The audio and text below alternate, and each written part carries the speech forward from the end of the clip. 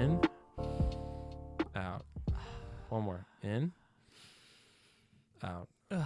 Let's get this thing. Let's get it. Welcome to the Real Deal podcast. Wait. Are you recording? I was recording that whole thing. No way. Really? The whole breathing stuff? Yeah. All right. Cool. I like that.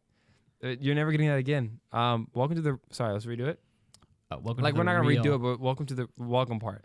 Welcome to the real. You guys are hearing all of this, by the way. Welcome to the real. If Future Christian cuts this, Welcome to the real. wait. If Future Christian cuts this, I'm gonna be so sad. I think that's really cool. People want to hear us breathing. I don't know if they want to hear us breathing, but welcome to the Real Deal podcast. There we go. So, today on our Keeping It Short episode, what we're going to be first doing. Keeping It Short of 2024, by the way. Yeah, finally.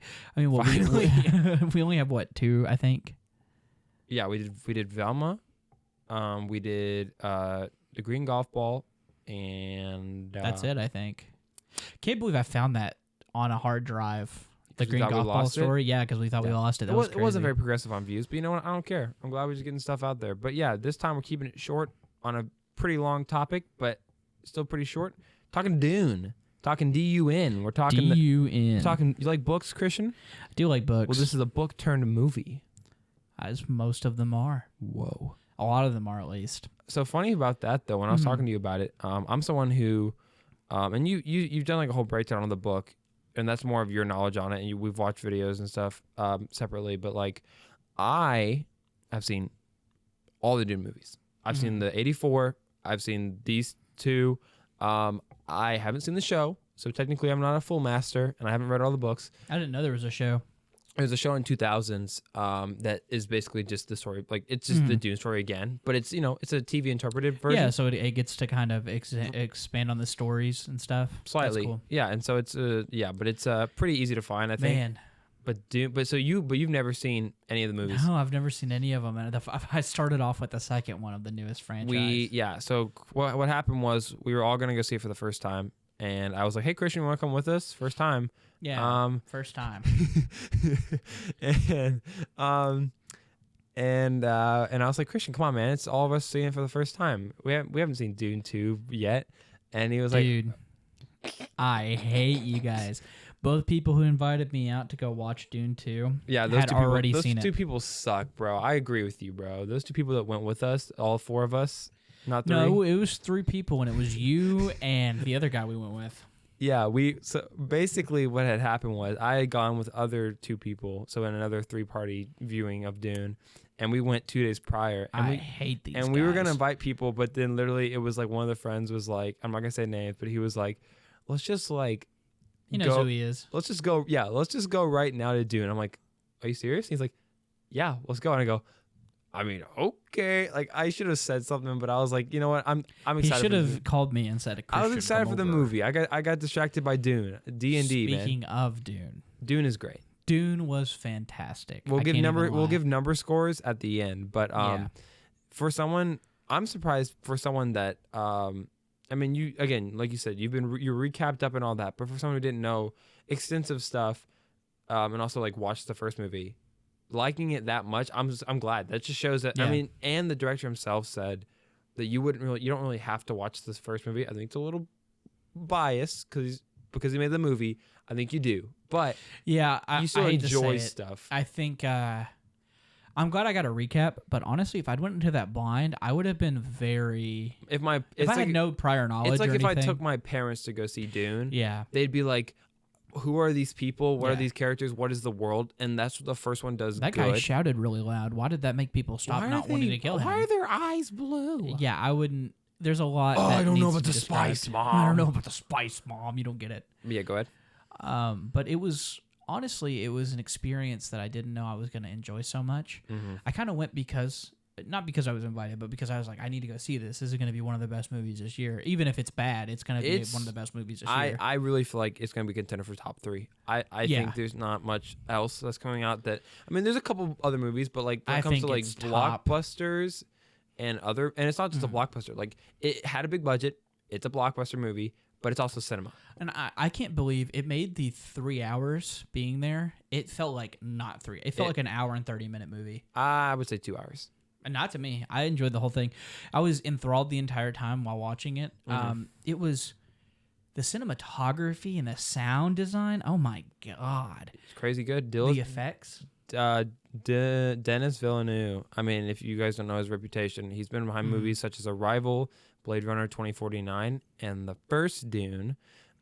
He had a background in documentary for a long, long time. So that's why he was able to capture the environments, and he's a big practical guy. There's some CGI in here, but he's very big on making stuff practical. The only CGI that's in there is like the worm, the spaceships, all the spaceship stuff, and then all the lasers. You have to make some sci-fi stuff with some computers. I mean, you can't make it all practical, but what they do is good. There's some really cool scenes. They have some really cool and obviously spoilers ahead. Yeah, I mean this is a movie we're talking about the movie, dude. But so. Dune, it felt like this cool experience because I went there, and my favorite thing in the entirety of the Dune movies are the big worms. I think that's a lot of people's favorite things, and there was a lot of that.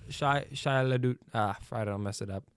Sandworms. I was gonna say it's like Shia LaDude or something. And like for that. people who don't know, sandworms in this universe are praised kind of like gods. Shia LaDude. That's what it was. Shia LaDude.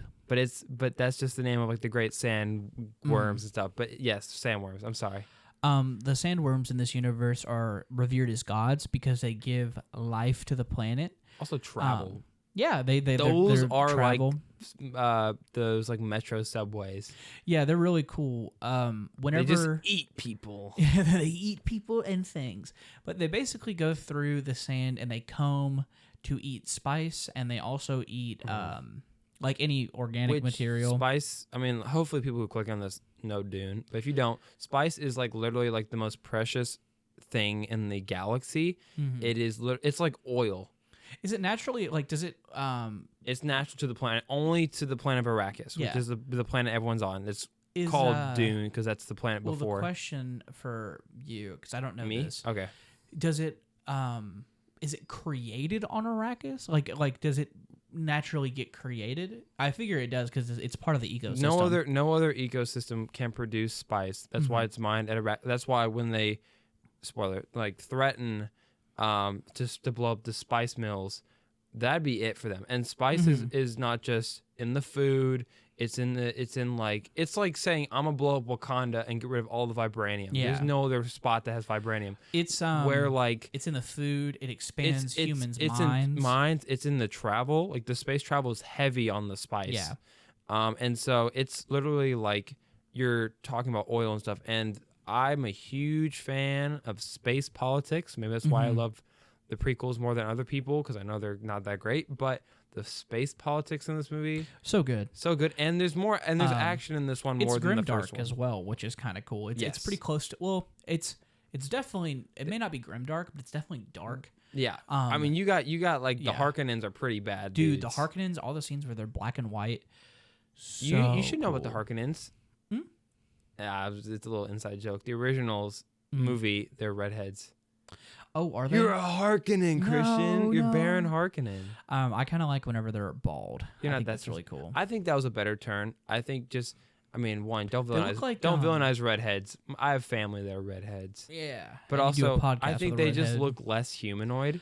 What is no offense to any bald people, we love you. What are the guys from Alien Covenant? The engineers. They look like the engineers. Yeah, they look like engineers. They also have a black sun. Metafied. Yeah, so their planet, I don't know, forgot what it's called. The only planet I know is Arrakis and Caladan. Is whatever planet they're on. It's like something like Stygian Prime. It's not that, but it has a black sun. So in the sequences where we show their planet, they literally are like black and white. Like their skin is reflected, and they like. It looks like really cool. And in the trailer when I first saw it, I was like, oh, it's a flashback, black and white. No, that's just the environment of the planet. Just what they look like. Their fireworks are like water and ink based. Yeah. It's just really cool. And they're not good people though. It's like they're like evil. They like torture people, and they have like cannibal like slaves, and they drug. They are very self-centered and maniacal. I mean, they're not they're probably like similar closely to like the Nazis. But I don't know if I'd say not that. As tyrannical. I don't know because I mean know. they're eradicating the. They're different because like the Nazis were like hate based, but these are like greed based. They're greed based. But they definitely do put themselves above on pedestals. But I think they're the most interesting characters of the movie. I mean, listen, I love the Furmans, I love the Atreides and everyone, but the Harkonnens are just so interesting. Also, their designs. I mean, the Baron, Baron's so cool Rabba, looking. Fade, Ratha, so interesting. Also, Timothy Chalamet. I mean, his name is technically Timothée, but no one cares. He did so good. His character development. I mean, so people were debating in this about the movie. Is he a tragic hero, or does he have a bit of a villain arc? I mean, he's kind of using them. He's using them to liberate them. Oh man, see, yeah, because I went to get his revenge. It just felt like it was a good tale. Yeah, it was a really good.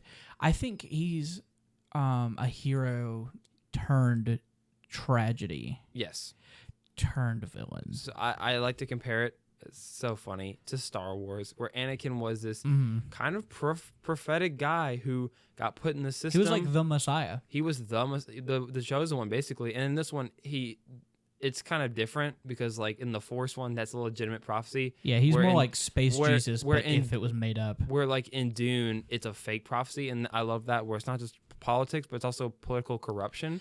Yeah, but it's interesting that like it is a fake prophecy that becomes real, like becomes true, like. To the letter becomes true, which is so interesting. Because you can't think about like, I mean, they were breeding and we're hoping for all this, and they had so much control. And when we mean that, we're talking about the Bene Gesserit. They're this witch cult that run. They're like high priestess. They're like witchy. They're like the Illuminati of the Dune world. Yeah, they hide in the shadows. It's a matriarchal film. Yeah, so women kind of run everything, even though men think that they run everything, but really it's we the women. have like dukes and emperors and barons, but behind them all, they're always getting married to these witches. Behind every strong man, or not married. Never get married. Woman. Actually, they are only there to bear children. Heirs, yeah. But they're never actually allowed to marry. They're always female too. Yes, and only on the one occasion they made Paul Atreides, our lead guy, played by Timothy Chalamet, and he, so like you were saying, kind of accidentally fulfills the prophecy of the Lisa Al-Ghib. Yeah, and I think it's interesting because he had this internal struggle the whole time of should I? Because I think he knew he could fulfill the prophecy at any point. Well, because he was talking about with his mom, he was like, "Listen, we can fulfill the prophecy." And at first, I don't think he necessarily cared too much about the Furman as he did. I mean, he was respectful. He's a good guy. In the first movie, you see he's very respectful. He was intrigued by the Furman culture, and I think he becomes deeply cares for them. I mean, because he falls in love. Yeah. I mean, he falls in love with Chani. I think not only does he fall in love with her, but he falls in love with the culture and the people. I mean, he is Furman. He becomes them by doing all their trials and their tests and being one with them. And like you were saying, I think it was really smart where he is not a bad guy. He still is utilizing them towards his revenge on the Emperor, but he's also giving them everything they want. Yeah. Liberation. It's interesting because paradise, all of it. You know, the girl that he falls in love with, she is rightfully upset. She's also not for the prophecy because she hates that. She's a northerner. She's a northerner. She's a I'm not even gonna try. I couldn't tell you. Fedaykin. She's a Fedaykin. That sounds like a horrible slur. But that's what they are. They are. It is. No, but Dune ended up being. I was say you're like, you said it twice. It's a mix. Dune became a thought-provoking, beautifully artistic representation of society and a book series that not nobody knows, but maybe not a lot of people are reading. Well, because the author died before he could actually give it a great conclusion. Like, it gets weird in the books. You've read the recaps too.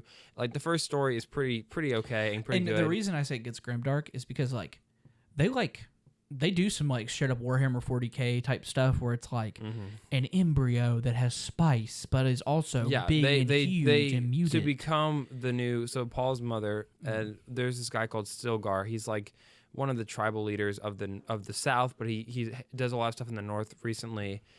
He met Paul in the first movie, and he was kind of like the Furman head that like we really saw. It was kind of crazy how willing he was to die. He's a very religious guy. That's the thing about the South and North divide. The North's not so religious. The South believes in the prophecy, even though the prophecy is fake. And by the way, the reason that the South believes in the prophecy so hard is because our matriarchal people pushed it in the South. Because without faith, they would not be able to survive the harsh conditions. Yes, they were not going to be able to inhabit the Southland because to everyone else's thought, you can't live in the South. Millions of people were in the South. Yeah.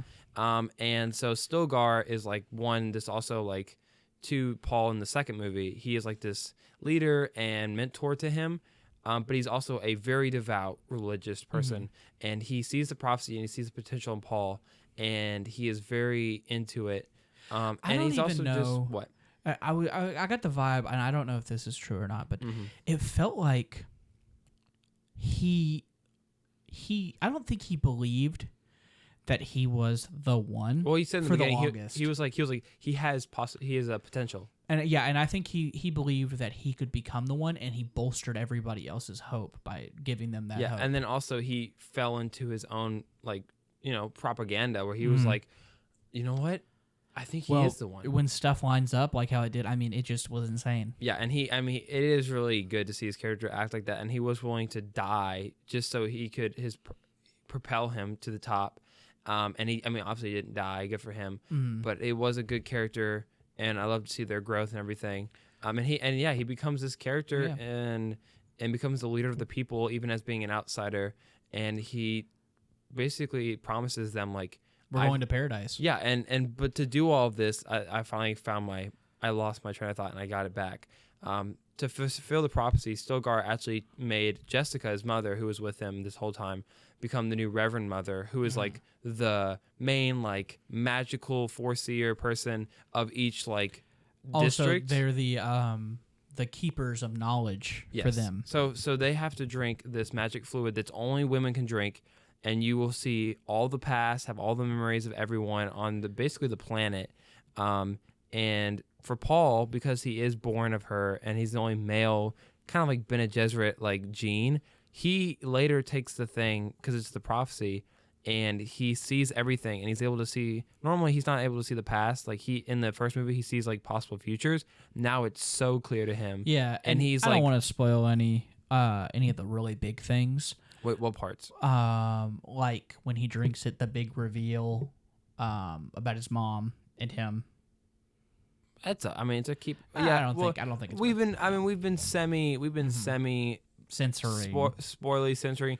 Stuff happens that is important, but he becomes very awake, and he's like, "Listen, we're gonna." The stuff I'm talking about is semi in the trailer or leads to the trailer, but he goes and he's like, "All right, I'm gonna be your leader now," and he gave these people a spark of hope that while they've always been fighting their oppressors, they never had the lead or the big thing to unite us all. Because sometimes it is there's a lot of time where there's a great idea and a great cause, but there's not enough leadership and unity to bring everyone to fight under one wing. And Paul did it. He pushed them, and he got his revenge for his family. And he also gave freedom to his people, and it kind of sets up a third movie. Here's my question: if they do a third movie, do you think he's going to be the bad guy? Yes, because something in the movie kind of alludes to him being scared of his potential, and I think he's going to be a tragic. I don't think he's going to be as bad as the Harkonnens, but he's going to be a tragic bad guy. Because stuff is going to happen, and the main threats are kind of dealt with in this movie. I think what's going to happen if they do a third movie, I think he's going to have too much power.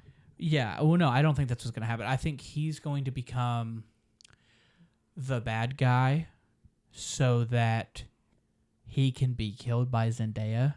Be overcome and killed. And I bet you what's going to happen is he's going to become the bad guy. Do you think they're going to try to do like similar to what? And so in the recap, because I don't think they're going to do this. It's in later books. His son.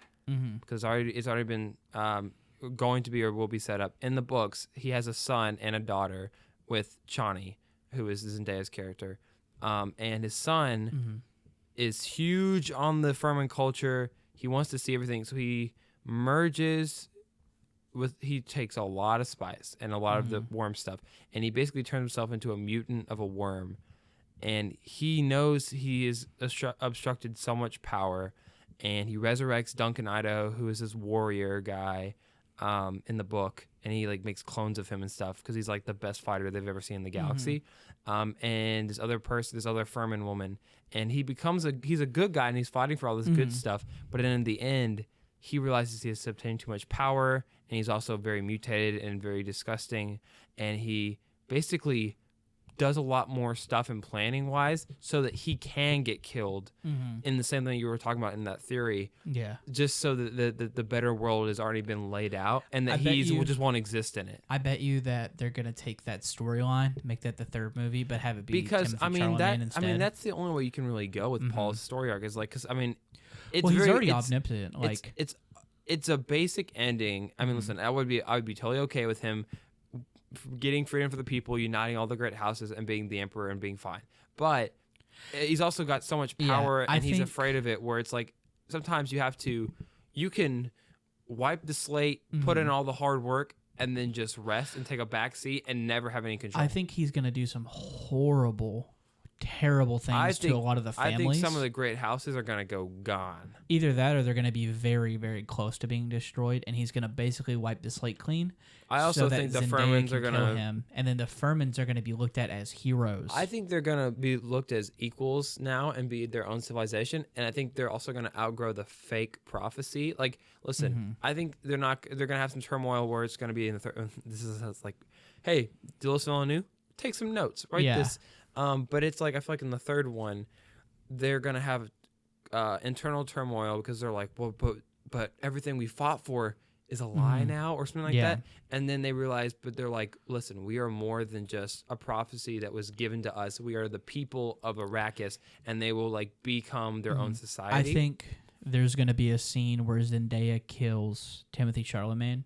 Do you think she's gonna cross world? Because I mean, I think so. She wandered the deserts, man. She didn't go with them. I think what's going to happen is he's going to become not too tyrannical.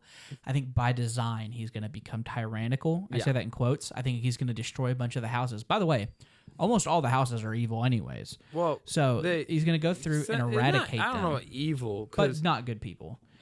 He's going to eradicate them. They're very confused right now because they're not acknowledging change of, and I guess it's a semi-spoiler, it's also in the books, and it's kind of predicted that he takes over a lot of power, and they're not acknowledging, even though in the first movie, and this is technically spoiling the first movie, but it's fine, they get straight up annihilated. His whole house gets wiped from the board, and nobody knows about it. In the beginning, they kind of narrate that being like, if the great house is new, the Emperor would fall, and the Harkonnens or whoever would take control, because why would they do that? Yeah.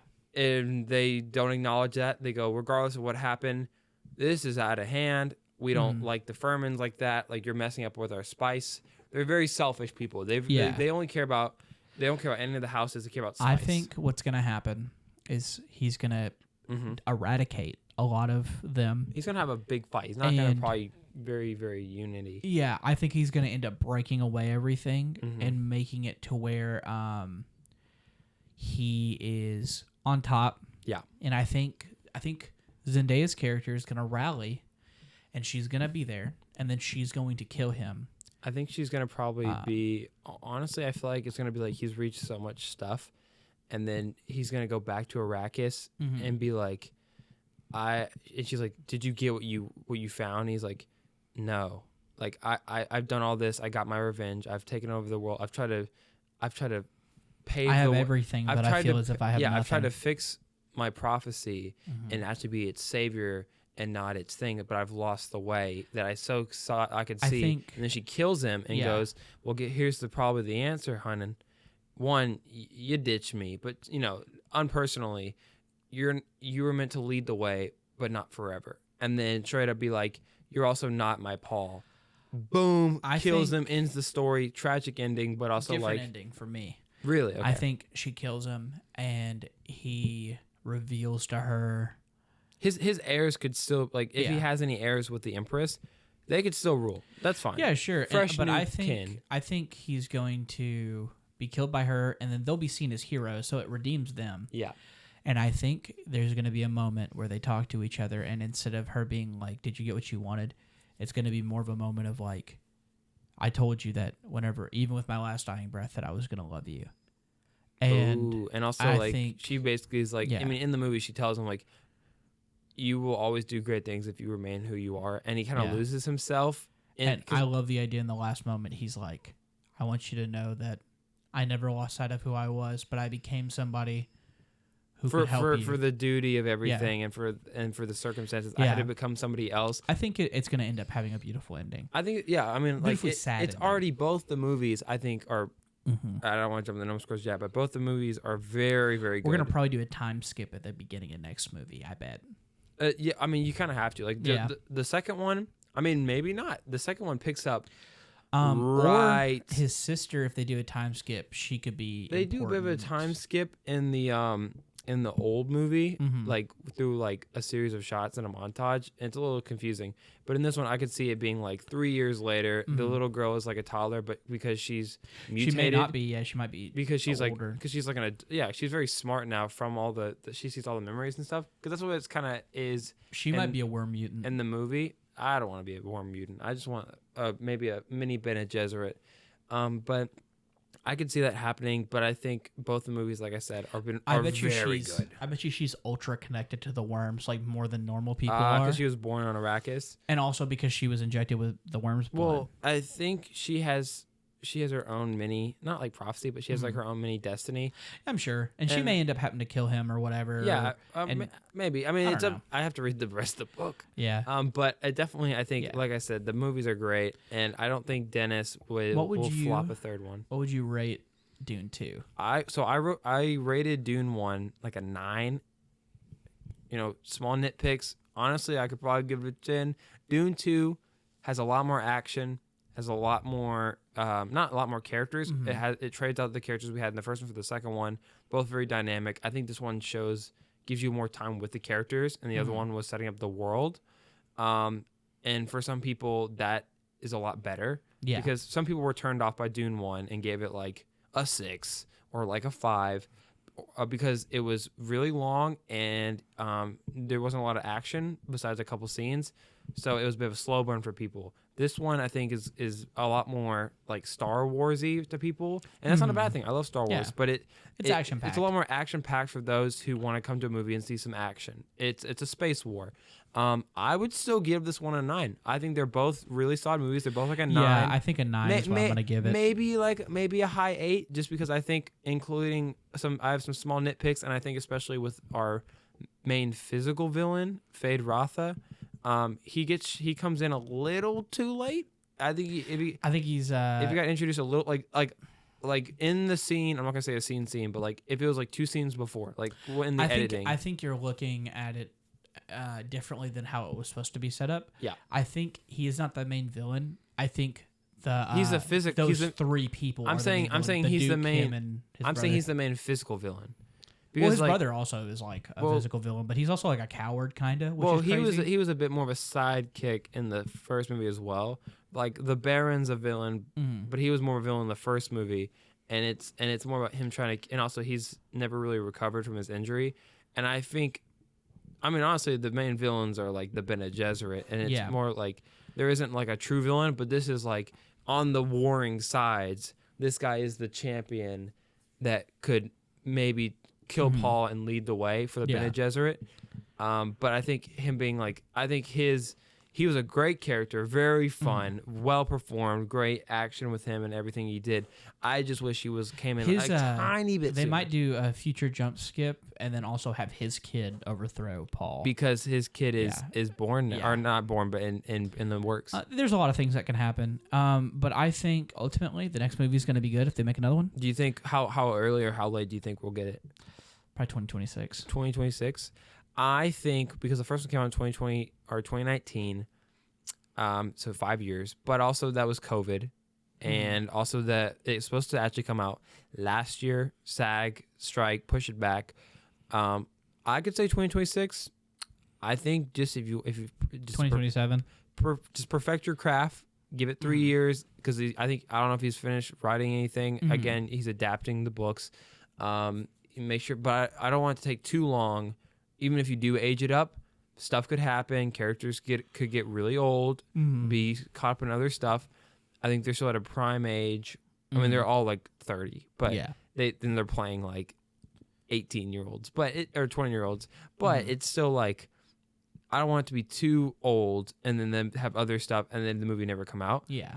I mean, if it never comes out, this is a fine ending. I think it's whatever. But it doesn't but I need think another if one. you want to conclude it into a trilogy, and this could be a good trilogy. Like in a long, long time. I think 2027 is my bet. Yeah. I would like to work on your movie, Mr. Yeah, Villeneuve. let me work on it as well. I will be a PA. I will be a background character. I'd be a writer. That's 2 years into your career. You might I could be. I don't know if I have the. Well, there's only like 2 people on the writing staff. But hey, man, I'll slip my card in there. Maybe if I could be an extra or a PA guy, and then he's like, what's this in my pre-production packet? A card, and it's like, who's this? And I go, oh man, that's weird. Crazy. How did that get in there? Dune 4, and I'm like, and then everyone goes, dude, this movie sucks, and I go, well, I'm not a screenwriter anymore. Well, okay, so number rankings, what would you give it? An 8. An 8? Or not an 8, a 9. 8 or 9? I liked it a lot. You can say 8 or 9. Put in the gaps. But yeah, I think go watch Dune. It's really good. Go watch both Dunes, because like I said, and I've watched reviews about it. It picks up legitimately right where it left 10 off, minutes, maybe an hour after the first movie. So if you could, it'd be a long double feature, but it'd be interesting. It's worth it. You still gotta watch the first Dune. The first one. I want to see you not compare, but like I want to see which one you prefer. Maybe we can do another Keep It Short episode over that. Maybe. We'll see if Dune is still relevant. Yeah. Well, I was Christian. And I'm Cooper. And that was the Real Deal podcast. Keeping it short edition. See ya next time. Mwah.